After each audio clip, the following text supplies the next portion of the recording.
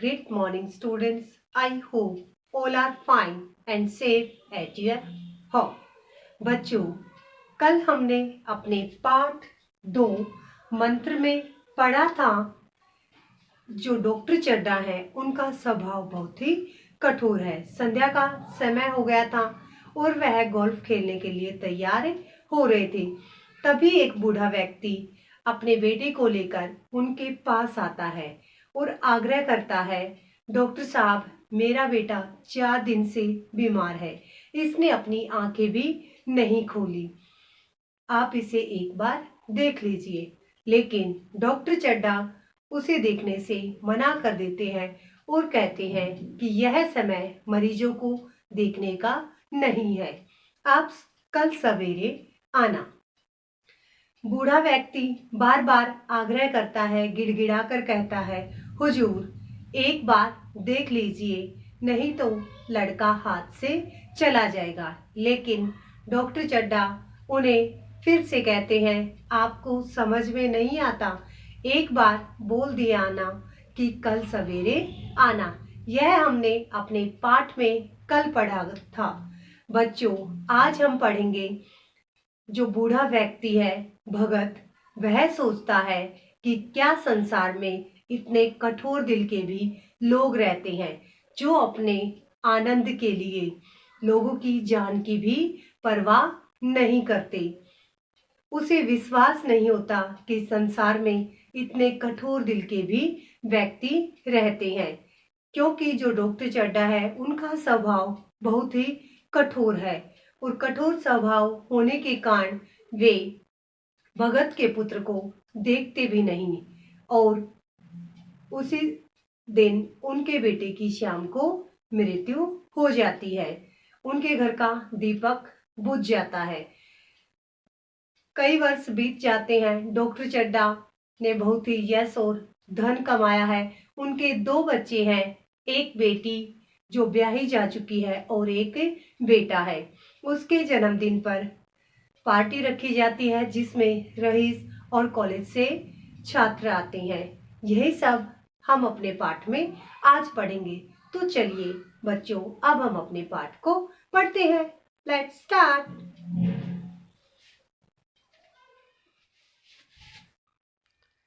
Students, firstly you write date and day. 23 अप्रैल 2021 दिन शुक्रवार। Motor चली गई। बूढ़ा कई मिनट तक मूर्ति की भांति निश्चल खड़ा रहा। निश्चल क्या होता है? देखिए, ये एक शब्द है जिसका अर्थ होता है स्थिर। निश्चल मीन्स स्थिर।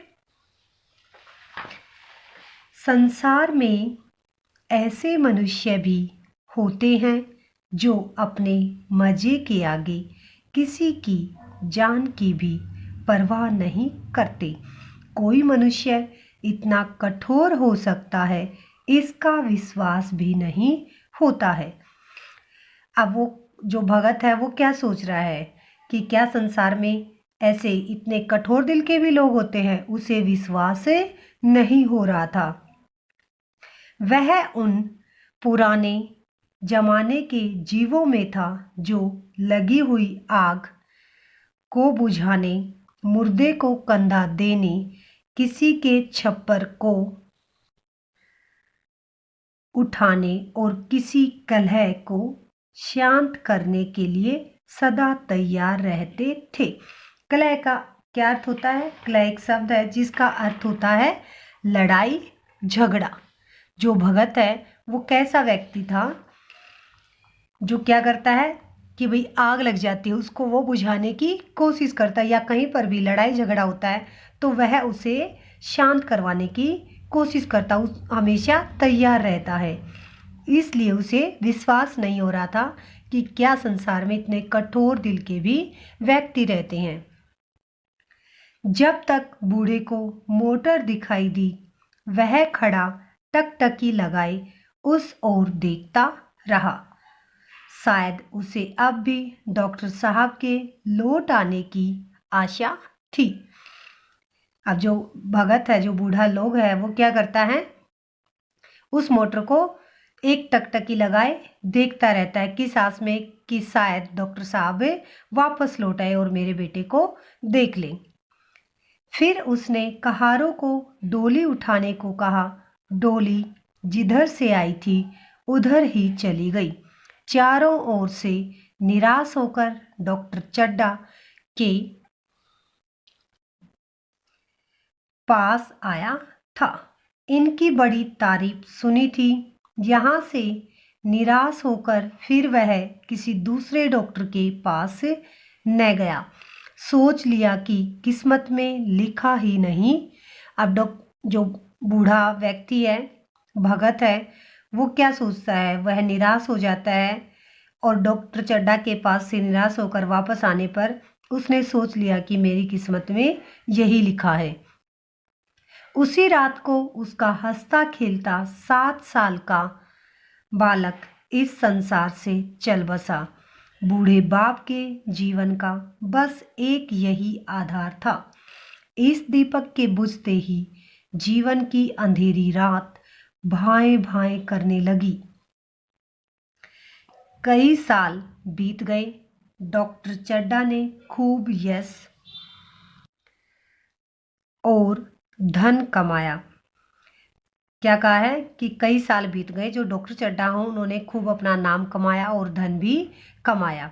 उनका हर काम नियम से होता था, इसलिए स्वास्थ्य भी अच्छा था। वे अपना हर काम नियम से समय पर करते थे, इसलिए स्वस्थ भी थे। 50 साल की उम्र में भी जवानों के कान काटते थे। कान काटना एक क्या है, मुहावरा है, जिसका अर्थ क्या होता है, श्रेष्ठ होना। कान काटना क्या है, एक मुहावरा है जिसका अर्थ होता है श्रेष्ठ होना।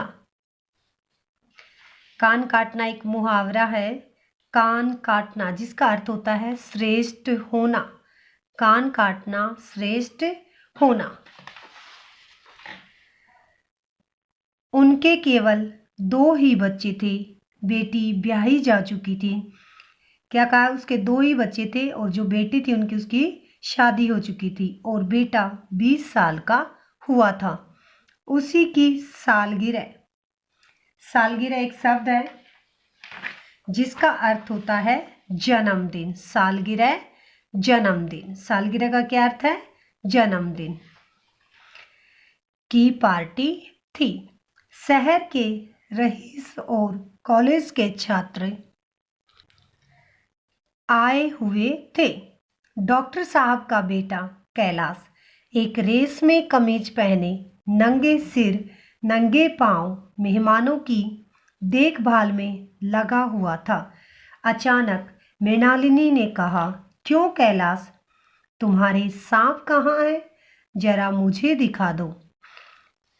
कैलाश ने कहा, मृणालिनी इस वक्त क्षमा करो, कल दिखा दूंगा। मृणालिनी ने आग्रह किया, जी नहीं, तुम्हें दिखलाना पड़ेगा। मैं आज नहीं मानने की, तुम रोज कल कल करते हो। मृणालिनी और कैलाश सहपाठी थे। जो मृणालिनी है और कैलाश है, ये दोनों एक साथ पढ़ते हैं और वो है बार बार कैलाश से आग्रह करती है कि आप मुझे अपने सांप दिखाओ।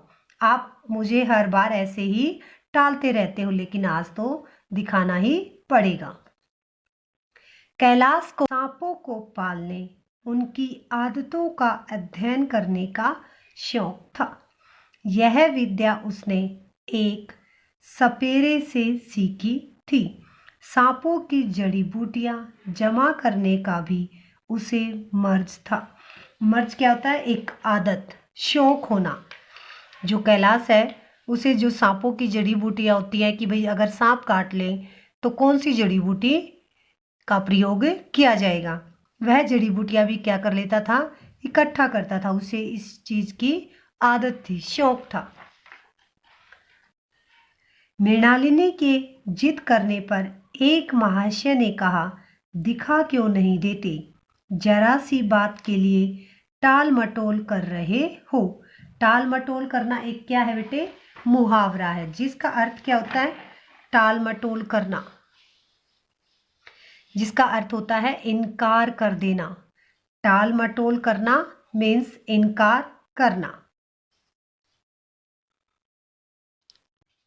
आशा है आज हमने अपने पाठ में जो पढ़ा वो आपको समझ आ गया होगा।